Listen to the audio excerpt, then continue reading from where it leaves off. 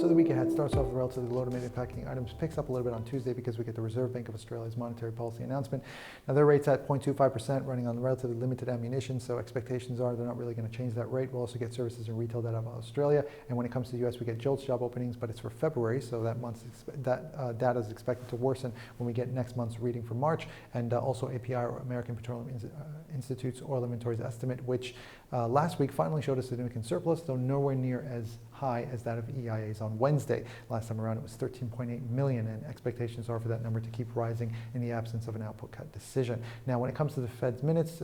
they've been releasing and implementing a number of programs as of late, of course including unlimited quantitative easing, but they're not the only central bank to have done that. European Central Bank, well, they've done something similar, and their minutes are going to be released on Thursday, preceded by a significant number of UK data, also going to be Canadian employment. But overall the focus for this week is on two items, and they're both going to be released on Thursday. First up, unemployment claims last time around was a shocker with 6.6 million. Expectations are for 5 million this week. And second of all, the other big item is going to be the meeting between the oil majors. Now, whether you want to call it OPEC++,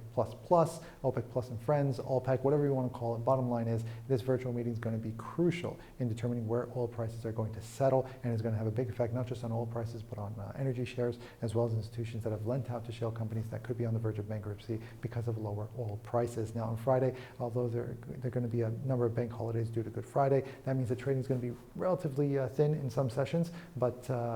we do get Chinese and US CPI, or consumer price index figures, as well as Baker Hughes US oil rig count, which last week plummeted to below 600, which kind of reminded us of those days back in 2016 when the rigs back then, due to plummeting oil prices, went below 400.